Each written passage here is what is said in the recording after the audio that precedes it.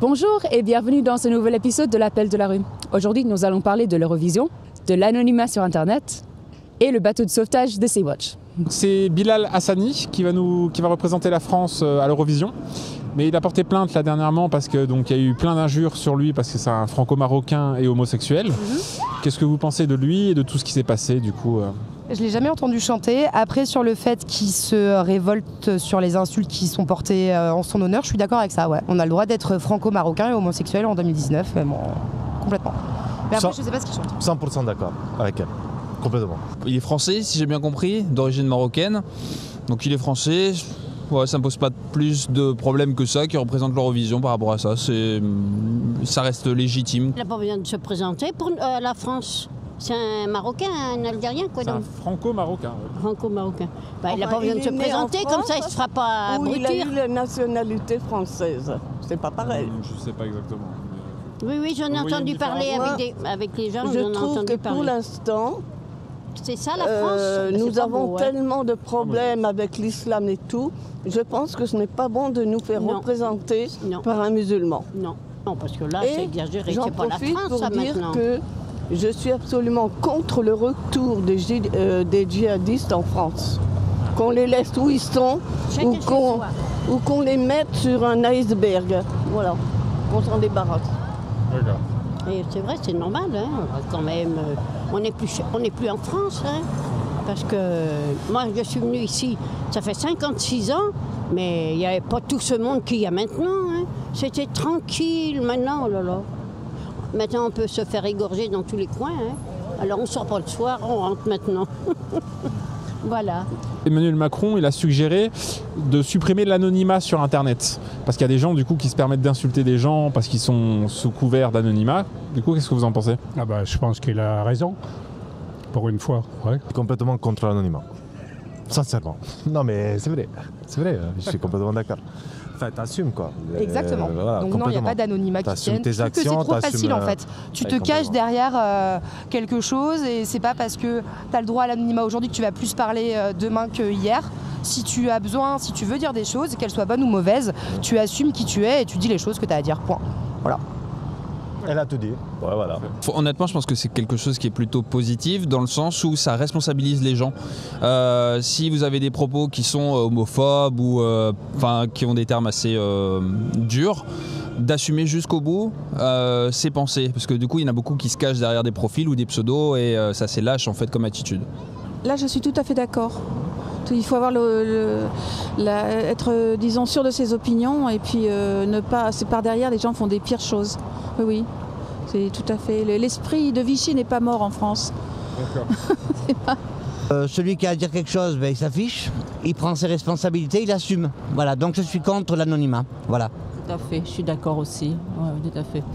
Mais après, c'est difficile aussi de dire toujours ce qu'on pense parce que tout de suite, on est catégorisé dans fasciste, alors que chacun a le droit de dire ce qu'il pense. Mais les gens ne vont pas oser. Et ça ne va pas non plus refléter la pensée du français. Voilà. Vous êtes plutôt pour l'anonymat dans ce cas, pour que les gens puissent dire ce qu'ils veulent. Non, je ne suis pas pour l'anonymat, mais malheureusement, si on enlève l'anonymat, les gens ne vont plus s'exprimer.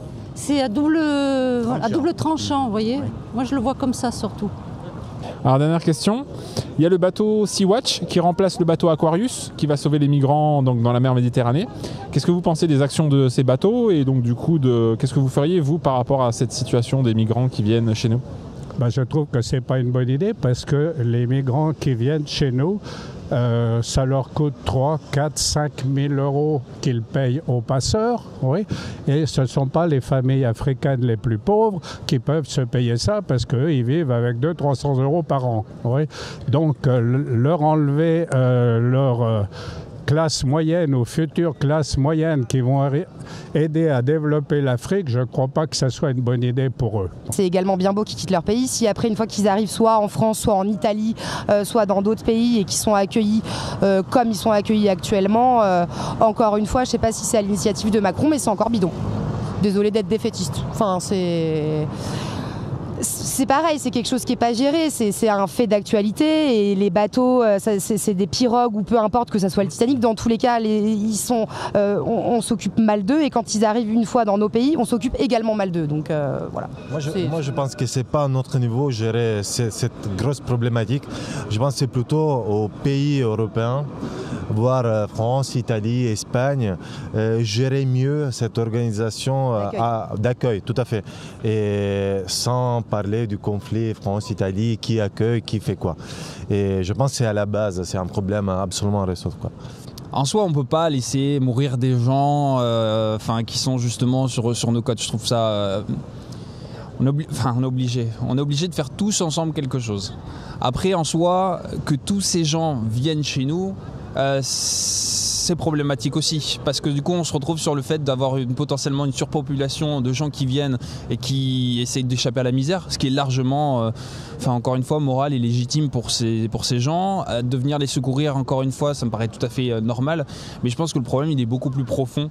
Et c'est plutôt vers chez eux qu'il faudrait solutionner ces problèmes plutôt que potentiellement les augmenter avec l'exploitation qu'on peut faire de ces pays-là. Donc du coup, il faut sauver ces gens. Bien sûr, on ne peut pas les laisser crever juste à côté de chez nous. Il faut les sauver, mais après il faut résoudre le problème qui est beaucoup plus profond que celui-là. Je ne sais pas s'ils se rendent compte de ce qu'ils font. Parce que c'est des forces vives de jeunes gens qui sont pleins de vie et qui pourraient aider leur pays, qu'on pourrait aider dans leur pays. Donc je ne pense pas que ce soit la solution.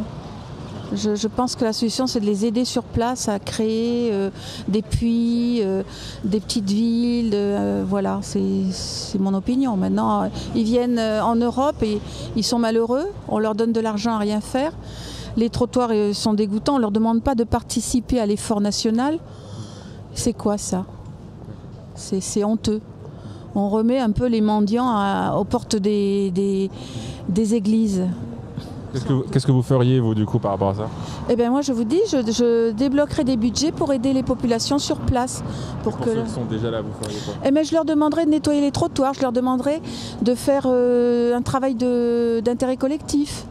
On en a besoin. On a besoin. Et ça leur rendrait service dans la mesure où ils se rendraient compte qu'ils aident le pays dans lequel ils sont.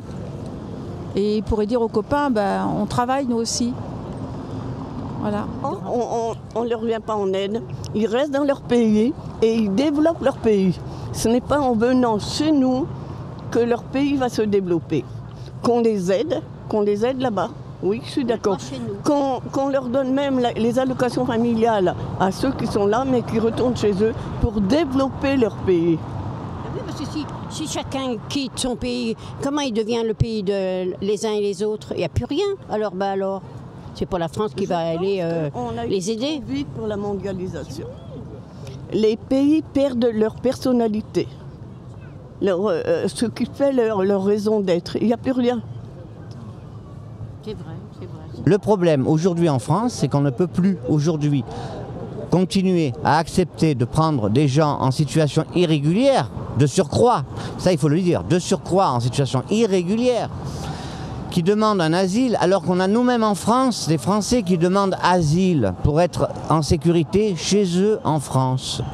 Alors, on s'occupe d'abord de... Je ne sais pas, monsieur, si vous êtes papa, mais est-ce que vous allez d'abord vous occuper des enfants des voisins ou d'abord de vos enfants? Bien, la France doit d'abord s'occuper de ses enfants.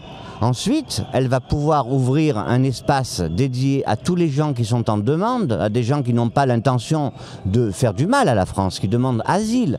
À ce moment-là, on essaiera de faire quelque chose et de prendre ces gens-là en asile, de les aider. Mais aidons d'abord nos agriculteurs, aidons d'abord nos jeunes qui sont au chômage, qui n'ont pas de travail. Aidons d'abord tous ces gens-là et après on pourra s'occuper des autres. C'est mon point de vue. Je m'occupe d'abord de mon fils, puis après je m'occupe du fils du voisin. Merci d'avoir regardé cette vidéo. N'hésitez pas à vous abonner, à appuyer sur la cloche et à suivre nos prochaines vidéos.